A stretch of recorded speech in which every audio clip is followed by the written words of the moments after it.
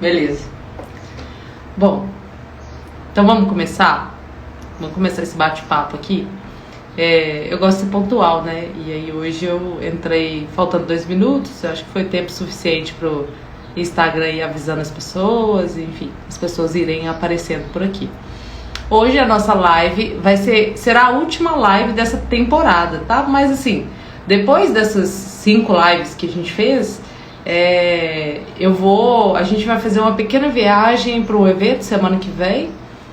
E realmente não daria para fazer essa live, mas aí quando a gente retornar a gente vai rever os temas e abrir uma nova temporada de lives aí para esclarecer dúvidas e colocar aí conteúdo que é importante para a vida de todo mundo. Hoje a gente vai falar sobre hábitos. Eu coloquei um título assim, só uma ideia do que a gente pode conversar, que é a influência dos hábitos em nossa vida. Eu vou tentar resgatar um pouquinho das outras lives que a gente fez. A gente já fez lives anteriores com o tema de disciplina, saúde mental, motivação e foco. Hoje, hábitos. Então, fechamos 5.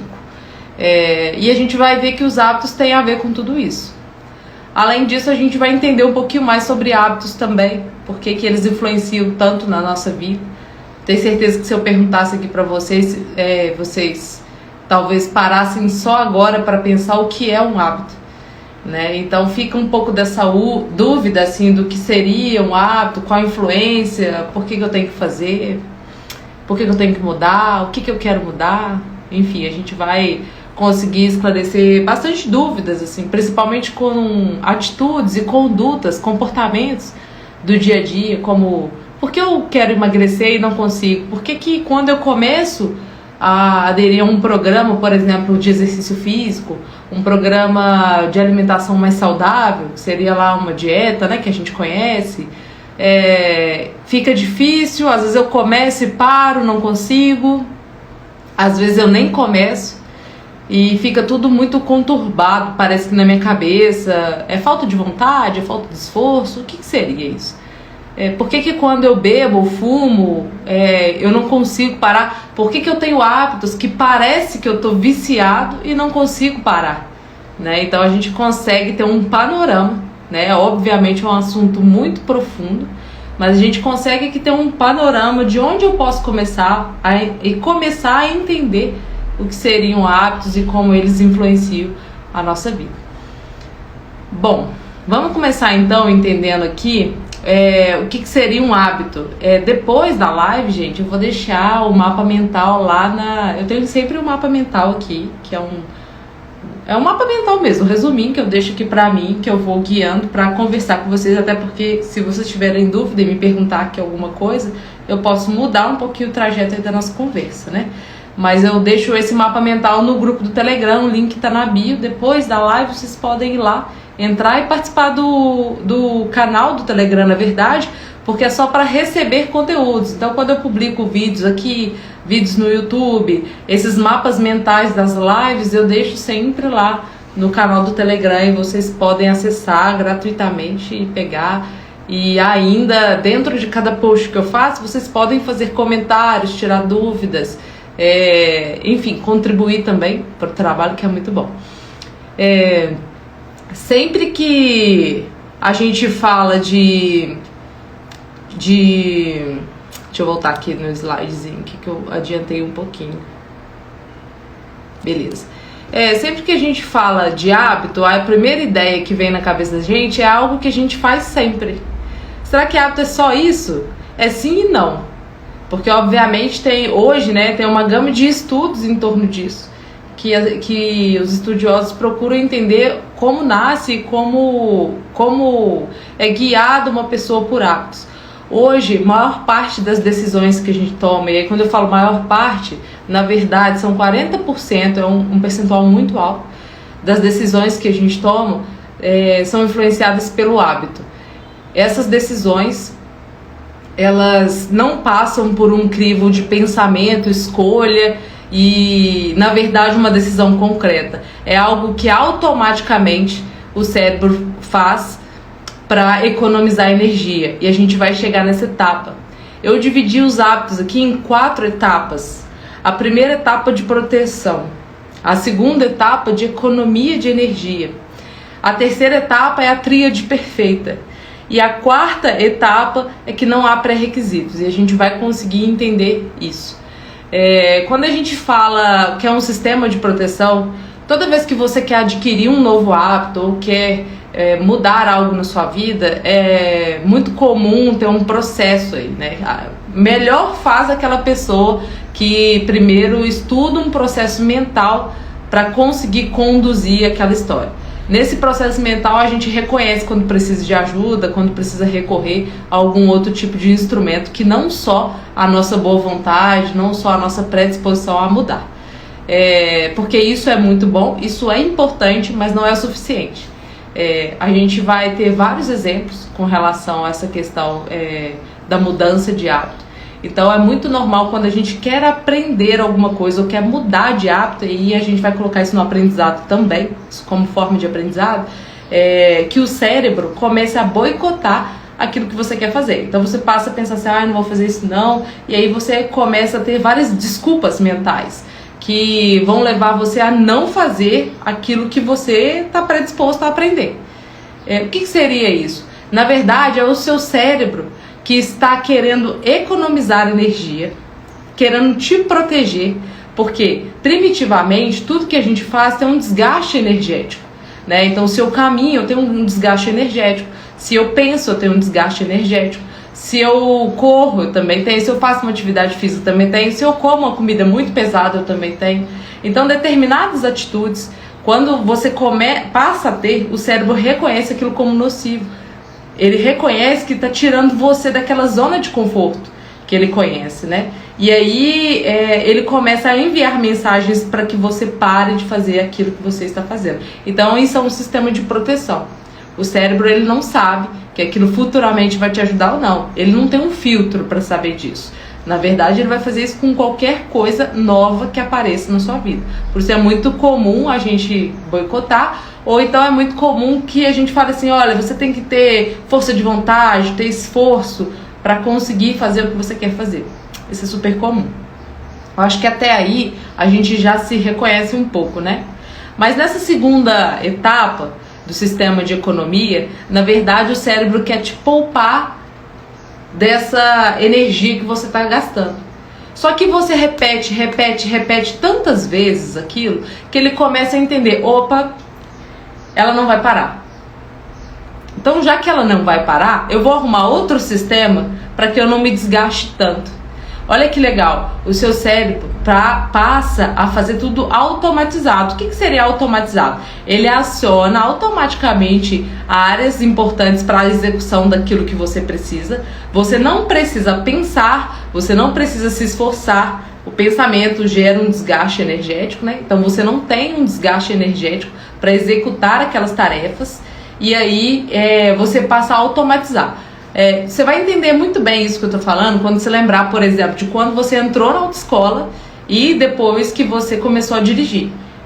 Hoje, talvez depois aí de 1, 2 anos dirigindo, você já sabe e já é automático, principalmente se você dirige todos os dias, que você faz tudo automatizado. O seu cérebro não guarda, não faz esforço para executar essa tarefa. Por isso que durante o momento que você está dirigindo, você consegue lembrar e perceber que a lancheira do seu filho está vazia, por exemplo. Por isso que você consegue pensar em outras coisas. E por isso também que os órgãos de trânsito chamam sempre a atenção para que a gente esteja atento ao trânsito. Porque tudo fica tão automatizado que a gente pode sim se distrair muito. E aí é que entra a parte legal do cérebro, né? Porque quando você diminui essas atividades cerebrais para que você não tenha um gasto energético tão alto, pensando tudo que você tem que fazer durante o dia, você cede espaço para que outras tarefas entrem naquele contexto. Nem sempre uma tarefa de aprendizado, porque isso gera um desgaste maior, mas tarefas às vezes corriqueiras que você ainda não está automatizado, mas precisa executar durante aquele dia que você já sabe, já conhece. Então o cérebro ele é todo moldado para que você trabalhe constantemente, principalmente quando você insiste. Você tirou ele da zona de conforto, colocou na zona de aprendizado.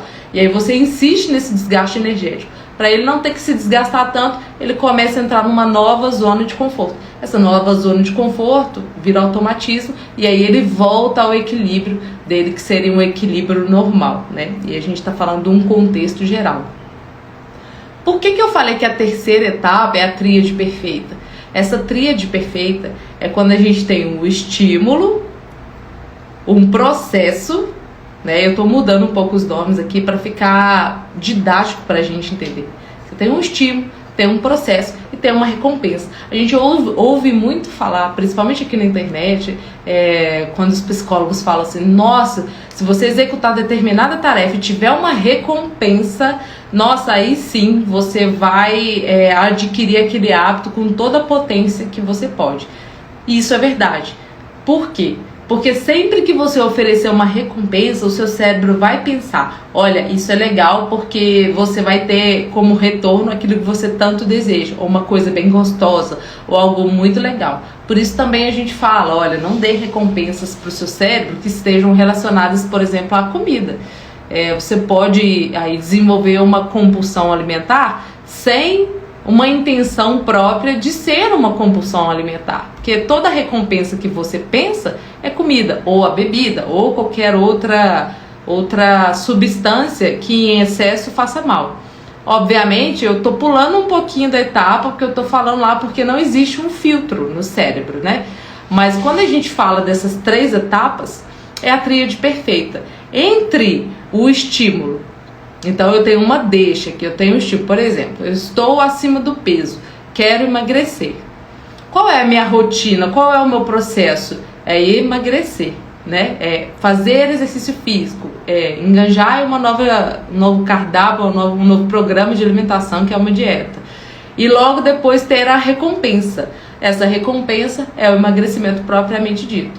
A questão é que algumas recompensas demoram um pouco para chegar, apesar de que sempre que a gente faz uma dieta e um exercício físico, a gente já tem recompensas imediatas de um bem-estar, de uma diferença na saúde. Porém, aquela diferença estética que a pessoa tanto espera, ela demora um pouquinho mais.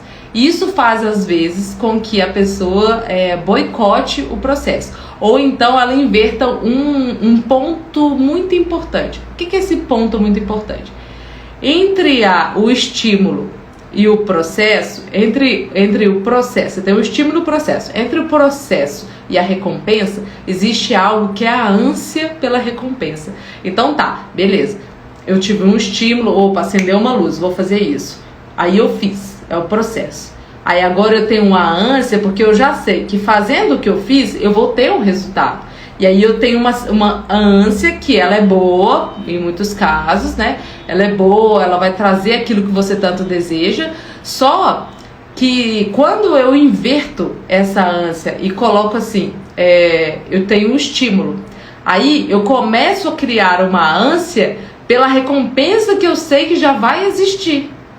Porque eu já conheço aquela recompensa. Então eu nem passei pelo processo. Eu estou aqui ainda no estímulo, mas eu já estou com a ânsia aqui antes, ansiando, que é a ansiedade, pela recompensa. Aí, muitas das vezes, eu não consigo viver o processo, porque eu estou lá na recompensa ainda. É muito importante, por isso que as pessoas falam assim, é muito importante você viver o processo. É importante, porque depois ou durante o processo eu consigo reconhecer o que de fato vai acontecer, se realmente é aquilo que eu espero. E aí sim eu crio aquela ânsia que é a vontade de ter o que seria a minha recompensa nesse processo. A gente vai pensar isso aí, por exemplo, no alcoolismo. É muito comum as pessoas que se envolvem com o álcool raramente vão falar assim, olha, eu bebo porque eu gosto do álcool. Raramente. Normalmente as pessoas que têm esse vício, eles vão apontar muitas outras características. Tipo assim, eu bebi porque eu tava cansado, eu bebi porque hoje é sexta-feira, eu bebi porque eu quis comemorar. Então eles desejam muitas outras recompensas que não é ter o gosto do álcool na boca, ter o contato com o álcool dessa forma. Então é muito comum a gente perceber num processo de ansiedade, por exemplo, a pessoa ansiosa vive no futuro. Então ela fala assim, eu queria muito aquilo. E aquilo, sei lá, uma viagem, eu queria viajar para Maldivas, eu tô ansiosa. Mas tá tão lá, você não viveu o processo até chegar lá, você nem trabalhou para poder pagar a passagem para chegar lá. Por que dessa ansiedade? É muito comum, por exemplo, noivas ansiosas, né? Porque vão casar e tudo. Elas ainda não viveram o casamento, o dia do casamento. A recompensa é estar casada. Mas ela ainda está ansiosa, porque ela sabe que depois que passar pelo processo do casamento, ela vai receber a recompensa dela. Então, quando a gente olha para os hábitos com esse olhar, a gente muitas das vezes consegue entender porque determinados comportamentos acontecem com a gente. E como, aonde você pode intervir para que isso não aconteça mais. Dentro dessa questão da tríade, tem um aprofundamento muito grande, não é a nossa intenção aqui hoje, mas a gente pode sim, por exemplo, mudar o processo para que o processo não seja um processo doloroso. Por exemplo, quando a gente fala de vício, eu posso colocar a pessoa em contato de outra forma com aquilo que satisfaz, para que ela não precise satisfazer fisicamente, agredir a própria saúde, para ela ter o entendimento e aí sim ter uma recompensa melhor e mais saudável. Eu posso tentar mudar o estímulo, então eu posso tentar mudar algumas fases do hábito, e a mais citada, a mais construída e que a gente conhece é a do processo. Eu posso mudar essa fase do hábito, por exemplo, para tentar fazer com que a pessoa que está envolvida naquele hábito mude de fato, né? Obviamente a gente precisa aí de algumas etapas importantes, tanto da conscientização quanto da ajuda, né, de profissionais habilitados que vão poder intervir da maneira correta, né, quando se falam de hábitos mais perniciosos, vamos dizer assim, que são hábitos mais difíceis, que envolvem vícios. Existem hábitos que eles são tão fortes e tão imediatos que eles já têm efeito no cérebro como se fosse um vício. Por isso, gente, é importante, antes de você pensar, experimentar qualquer situação, pensar se vale a pena mesmo. Obviamente, a gente fica de olho na recompensa. Não, agora que a gente já sabe disso, para pensar se a recompensa vale tanto a pena. Porque pode ser que você tenha dificuldades de voltar nesse hábito. Todo hábito pode ser desconstruído. Pode sim. Não tem nada que fale assim, você não consegue desconstruir o hábito. Mas isso não garante que vai eliminar a dor que você pode sentir ao desconstruir esse hábito. Então é bom que a gente preste bastante atenção. E aí isso entra um pouquinho nessa quarta etapa que eu falei, que não há filtro. Por que não há filtro? Nada fala, o cérebro não consegue saber se esse hábito ele é bom ou ruim, se ele é saudável ou não. Ele simplesmente vai adotar a tríade perfeita: o estímulo, o processo e a recompensa. Beleza, atendeu esses 3 pontos? É um hábito, então vamos economizar energia, um novo hábito apareceu e deixa tudo automatizado, né? E aí a gente vê aí um compilado de tudo que eu falei até agora, porque todo o objetivo do cérebro é manter um hábito e adotar hábitos é exatamente para economizar energia, para que novas coisas cheguem. Só que vocês concordam comigo que se você adota um hábito que não faz bem para a saúde, provavelmente outras tarefas, outras condições, outros comportamentos nem cheguem a você e você não possa se desenvolver mais. Então o mais importante é a gente entender qual tipo de hábito se aproxima, qual tipo de hábito a gente deseja, para que coisas que a gente deseja tanto se realizem. E aí por isso que eu falei com vocês que eu ia tentar fazer esse link com tudo que a gente já falou até hoje. Porque se a gente falou de motivação, disciplina, saúde mental e foco, eu vou deixar aqui para vocês algumas perguntinhas que a gente consegue ir respondendo aos poucos, né? O que mantém... Agora para pensar nesse momento, tá? É uma pergunta assim, tranquila. O que mantém você no hábito ou na execução do que você precisa? Vamos imaginar o cenário seguinte. Você já sabe o que você quer. Então aí você tem uma série de mudanças e quer estabelecer uma série de mudanças aí na sua vida para alcançar aquilo que você quer. O que mantém você ali fazendo todo dia que você precisa fazer? A motivação. A gente falou de motivação aqui. A motivação é aquilo que move você, ela é sua, né? Mas quando a motivação falta, o que mantém você fazendo sempre o que você precisa fazer? A disciplina.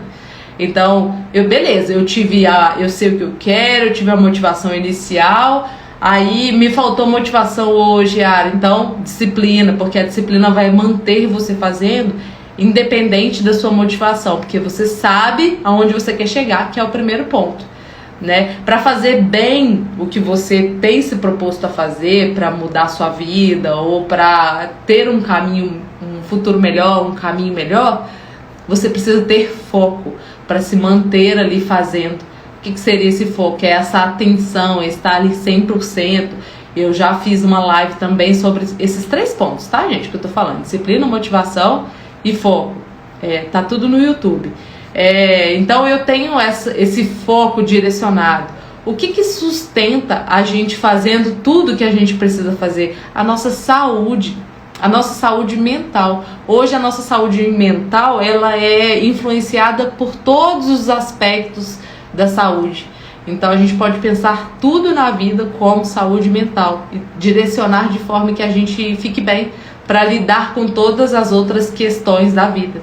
Então a gente tem aí 4 pontos que serão intensamente influenciados pelos hábitos. Agora, depois que eu passei para vocês o que são hábitos, como eles... Quando eu fui falando sobre os hábitos, eu tenho certeza que vocês foram pensando assim: nossa, então quando eu decido dormir cedo é por isso, quando eu decido assistir um filme é por isso, quando eu decido comer um chocolate é por isso, porque eu tive um estímulo, aí eu tenho um processo e tem a recompensa do bem-estar. A gente lembrar que essa recompensa ela pode ser emocional, física, mental. Então você tem o tipo de recompensa ali daquele bem-estar, prazer porque eu comi alguma coisa, ou porque eu fiz alguma coisa, ou de fato tem uma recompensa material ali, né, que você almejou. Então, quando eu falo de hábito, a gente consegue entender que todo tipo de hábito que eu adoto, ele vai influenciar na minha vida como um todo, ele vai influenciar na minha motivação, na minha disciplina, no meu foco, ele vai influenciar na minha saúde mental e vai reproduzir a pessoa que eu sou. Muitas das vezes a gente se cansa dessa pessoa que a gente é e aí procura buscar uma nova pessoa, um novo entendimento, é uma mudança. Só que você tem hábitos antigos arraigados. É importante ter um olhar diferente, entender um pouco mais sobre esses hábitos, para que a gente consiga encontrar quais pontos eu posso modificar. Então hoje a gente sabe o quanto é importante a disciplina, o quanto é importante essa motivação interior, obviamente, né? Porque se você não quiser, nada vai fazer você se movimentar. Quanto é importante ter foco. E isso, gente, eu tô falando em todas as áreas da vida. Todas as áreas você consegue encontrar essa importância e consegue otimizar para que a sua vida modifique. E aí a gente para de procurar culpados para aquelas decisões que a gente não consegue tomar.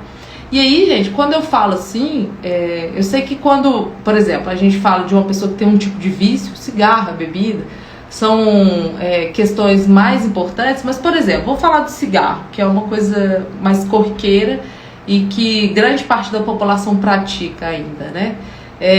O cigarro, ele fica na corrente sanguínea, a nicotina, em torno de 100 horas. Então, todo o processo de abstinência que você passa após 100 horas não tem a ver com a composição química que você recebia. Tem a ver com o hábito que você não consegue desfazer. E aí sim, composições químicas que seu cérebro libera, mas não em função da nicotina ou de composições químicas do cigarro, mas da composição química do seu próprio cérebro, que libera substâncias para manter você ali naquele hábito e economizar energia para outras coisas que virão. Então, assim, quando a gente procura uma ajuda especializada, obviamente, a gente consegue diminuir essas questões, diminuir esse esforço que parece que a gente está fazendo sozinho. Então, mais importante ainda e eu tenho falado isso nas últimas lives aqui, é a gente sempre procurar a ajuda de um profissional de educação física para incluir atividade física. Vocês podem perceber que todas as lives que eu falei aqui, sobre todos esses 5 temas, motivação, disciplina, foco, saúde mental e hábitos, a gente precisa praticar exercício físico. A gente precisa melhorar a nossa alimentação. A gente precisa de ajuda terapêutica. Olha só, mais uma tríade perfeita, né? A gente precisa de pelo menos esses 3 pontos incluídos na nossa vida, porque isso garante que você consiga tomar decisões, novas decisões, que você consiga andar em caminhos diferentes, vislumbrar horizontes diferentes. Então, quanto mais você se envolve com esses 3 fatores, melhor. Eu não estou falando para começar do dia para a noite.